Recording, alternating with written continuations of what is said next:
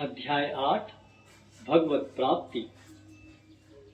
अर्जुन ने कहा, हे भगवान, हे पुरुषोत्तम, ब्रह्म क्या है, आत्मा क्या है, सकाम कर्म क्या है, यह भौतिक जगत क्या है तथा देवता क्या है?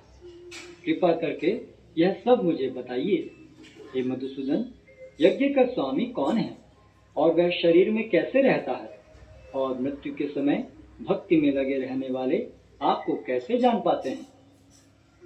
भगवान ने कहा, अविनाशी और दिव्य जीव ब्रह्म कहलाता है और उसका नित्य स्वभाव अध्यात्म या आत्म कहलाता है। जीवों के भौतिक शरीर से संबंधित गतिविधि कर्म या सकाम कर्म कहलाती है।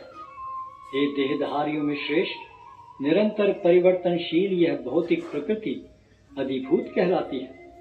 भगवान का विराट रूप, जिसमें सूर्य तथा चंद्र जैसे समस्त देवता सम्मिलित हैं, अधिदैव कहलाता है तथा प्रत्येक देहधारी के हृदय में परमात्मा स्वरूप स्थित मैं परमेश्वर अधियज्ञ कहलाता है।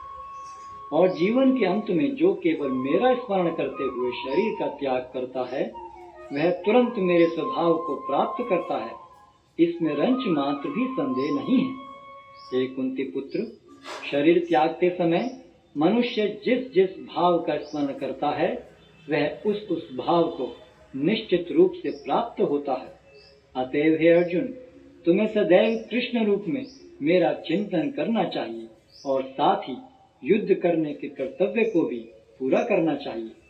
अपने कर्मों को मुझे समर्पित करके तथा अपने मन एवं बुद्धि को मुझ में स्थिर करके तुम निश्चित रूप से मुझे प्राप्त कर सकोगे।